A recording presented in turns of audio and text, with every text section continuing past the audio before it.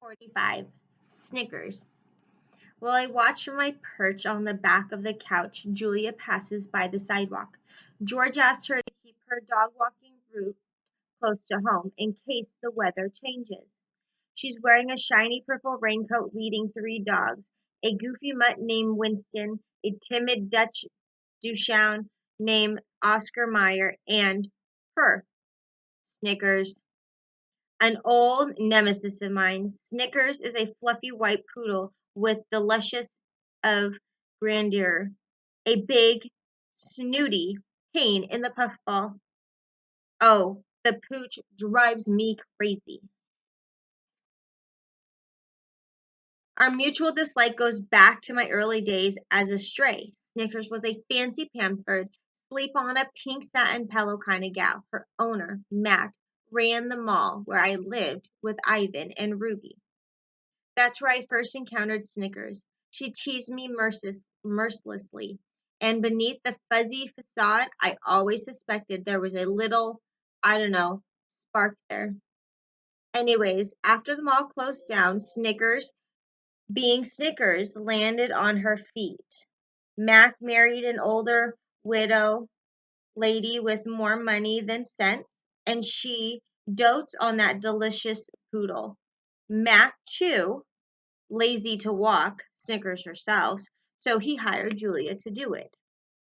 Looking good, Snick baby, I call through the open window as she gives me her curled lip, squinty-eyed face, which, comes to think of it, is pretty much how she always looks.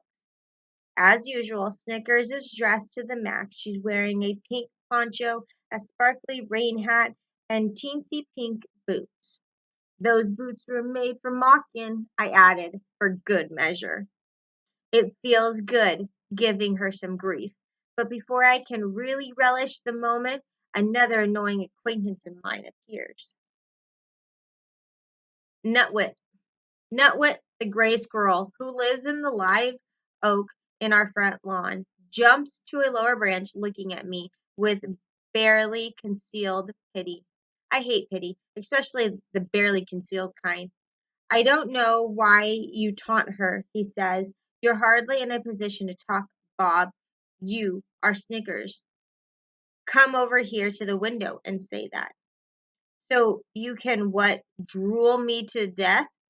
Are you aware that my best friend is a gorilla?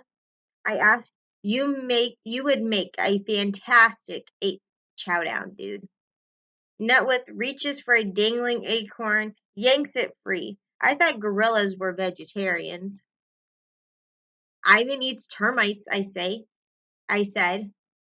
He might make an exception for you. Face it, Bob, you're soft. You're one step away from your own pink rain boots. He has a point, says Minnie, one of the family's guinea pigs from the cage next to the TV. No, he doesn't, says Moo, her cage mate. Yes, he does, Minnie squeaks. Doesn't, does, doesn't. Minnie pauses. Wait, you tricked me. The guinea pigs rarely agree on anything. Nutwit leaps over to the window ledge, acorn in paw. He presses his tiny twitchy nose to the screen. You couldn't last a day out here, Bob. Some of us have to live by our wiles. Hey, I lived on the street longer than you've been alive. Nutwith nibbles his acorn. He's quite the prissy eater. Whatever you say, Bob. I say scram. Fine. Hint taken. Storms en route. I should be stocking up on the nuts stashed while I can. Nutwit gives me a wise guy look. That's how we do it in the real world. He scampers off with an acrobatic flourish. Squirrels never do a simple jump.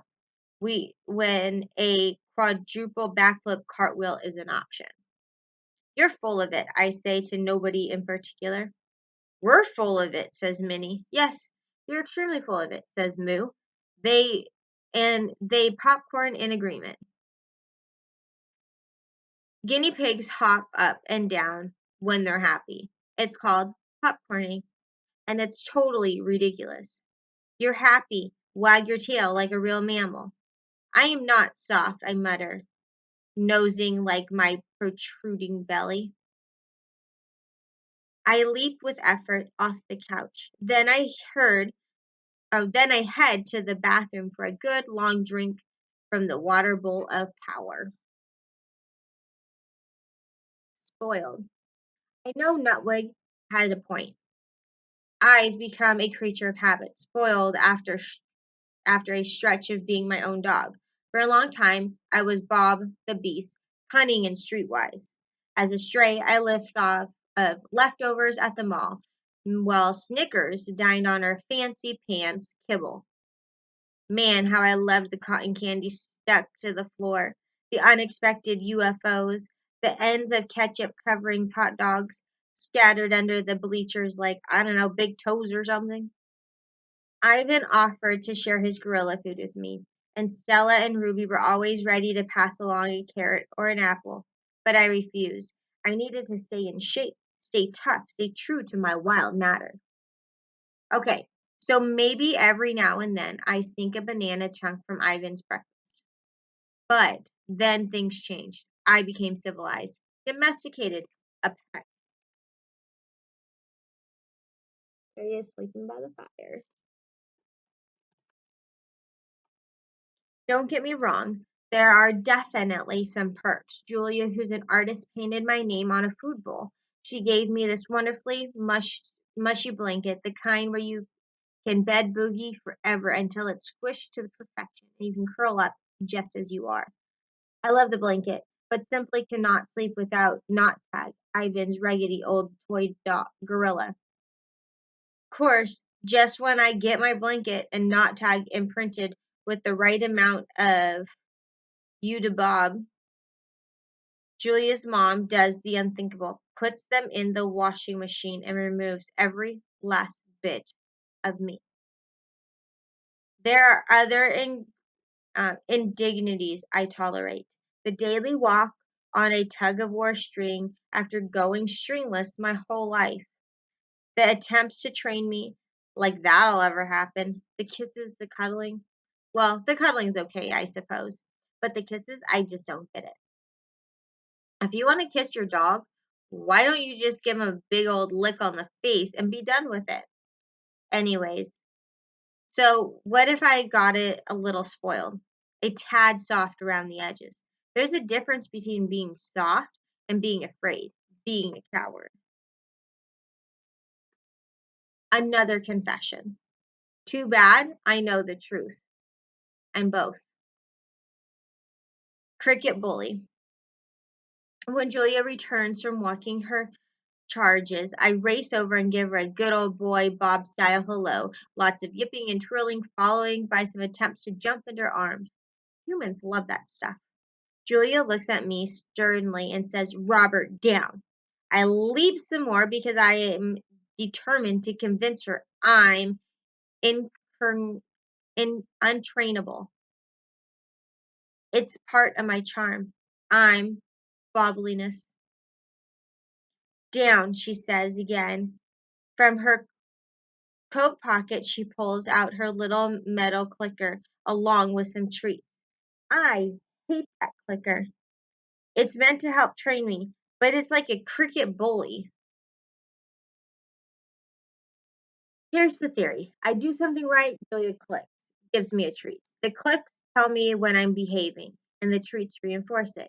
If that happens enough before your very eyes, I'm supposed to transform into a good dog. Well, it ain't that easy. Down, Bob, Julia tries again. I want a treat, but not enough to cave, so I opt for a play bout, a compromise. Julia sighs. You're definitely a challenging student. To my annoyance, she puts the treats back in her pocket. I think Julia may be on to me.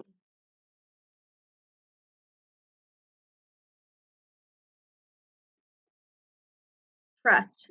A while ago, Julia got into her head that I needed to improve my manners. We went to a dog training class. I wasn't really into the whole sit down, stay, do the tango stuff. The worst command of all, the truly inexcusable, only a human could come up with order, leave it. Leave it means walk on by, Bob. Sure, there's a piece of bacon just inches from your drooling pie hole, But do me a favor, just pretend it's not there, okay? Not okay.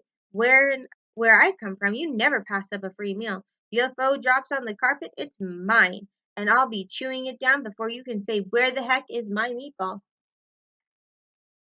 Within minutes, I was accused of being an unmotivated student, which is totally unfair. I am highly motivated. Just show me some cheese, please. Anyways, I may or may not have been a little unruly. Class clown stuff, tail spinning, a little random peeing, some zoomies just to show. Class, you see that crazy dashing around he's doing? Said the teacher, pointing at me with an accusing finger. We call that a frap. Frantic, random activity, period. She pulled Julia aside. He's a smart dog, she said, but he's messing with you. Which was true. But I hated getting caught in the act. I thought if I was more subtle. Bob needs to know who's boss, said the teacher. He needs to see you as a pack leader. Give him some time. I see this a lot with former strays. Takes them a while to trust people. Like forever in my case. As we left the class early, I yelled, "So long, suckers," to my classmate. Couldn't help but rubbing it in just a little.